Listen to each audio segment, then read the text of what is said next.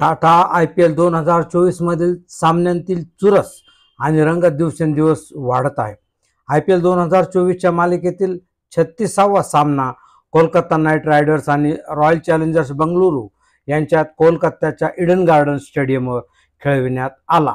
या सामन्यात कोणता संघ विजयी झाला आणि कोणता संघ IPL 2024 मालिकेतून बाद झाला, कोणते खेळाडू गेम चेंजर ठरले, तसेच या सामन्याला कशी व कुठे कलाटणी मिळाली ते जाणून घेण्यापूर्वी कृपया हा व्हिडिओ सबस्क्राईब करा, कारण IPL 2024च्या सर्व सामन्यांचे आपल्या मराठी समालोचन करणारं हे एकमेव मराठी चॅनल आहे. आपल्या सबस्क्राईब आणि लाईक करण्यामुळे आमचा उत्साह वाढतो, प्रोत्साहन मिळते. त्यामुळे यापुढे अधिकच रंगतदार होणाऱ्या सामन्यातील रोमहर्षक घटना आणि नेत्रदीपक खेळी पाहायला, ऐकायला आणि अनुभवायला आपल्याला निश्चितच आवडेल.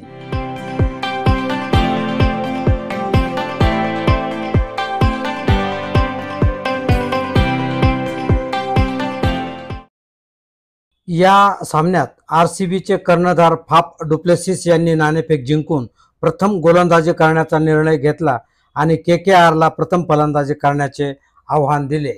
त्यामुळे कोलकाता नाईट रायडर्सच्या वतीने फिलिप सॉल्ट आणि सुनील नारीने मैदानात उतरले. त्यांनी आपल्या डावाची सुरुवात मोठ्या जोशात केली. फिलिप सॉल्टने तर पहिल्या 4 ओव्हरमध्येच 48 धावा करून त्यांनी RCB समोर मोठे आव्हान उभे करण्याचे संकेत दिले. परंतु मोहम्मद सिराजने 5व्या ओव्हरमध्ये दुसऱ्या चेंडूवर फिलिप सॉल्टला आपला झेल रजत पाटीदारच्या हातात द्यायला भाग पाडले. फिलिप सॉल्ट 48 धावा काढून तंबूत परतले. फिलिप सॉल्ट बाद झाल्यावर त्यांच्या जागेवर आले अंगकृश रघुवंशी.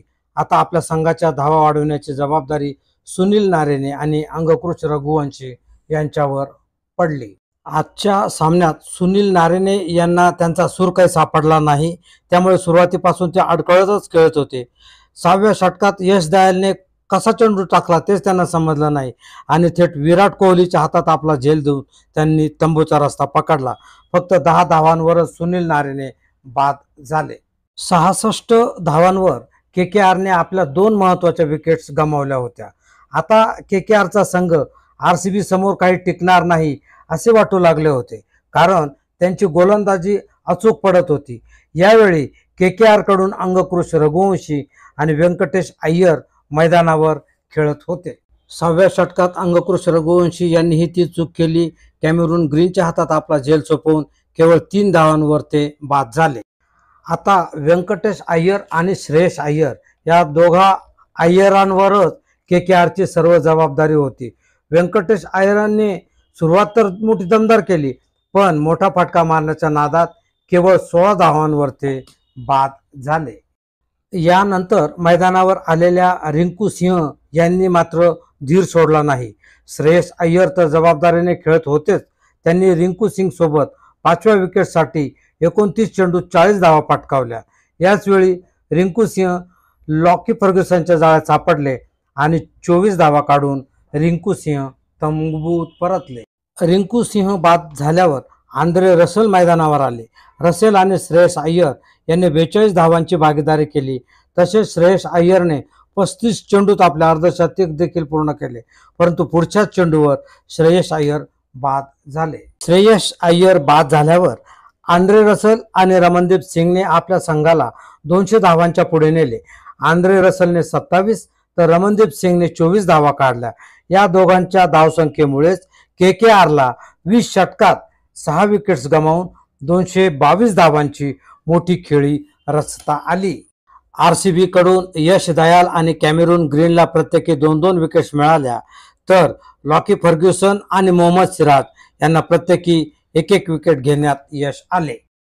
KKRच्या फलंदाजांनी दमदार खेळी करून 20 ओव्हरमध्ये 6 विकेट्स गमावून 222 धावा केल्या आणि रॉयल चॅलेंजर्स बंगळुरूला विजयासाठी 223 धावांचे आव्हान दिले. कोलकाता नाईट रायडर्सने विजयासाठी दिलेल्या आव्हानाचा पाठलाग करताना RCBने जोरदार लढाई दिली, मात्र RCBचे प्रयत्न अवघ्या 1 धावेने कमी पडले.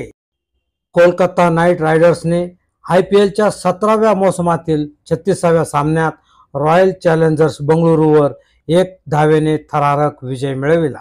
कोलकाताने RCBला विजयासाठी 223 धावांचे आव्हान दिले होते. RCBने या धावांचा शेवटच्या चेंडूपर्यंत पाठलाग केला, मात्र RCBचे हे प्रयत्न अवघ्या एका धावेने अपुरे ठरले. RCBला 20 ओव्हरमध्ये ऑल आउट 221 धावांपर्यंतच मजल मारता आली. KKRचा हा 5वा विजय ठरला, तर RCBने पराभवाची हॅट्रिक पूर्ण केली.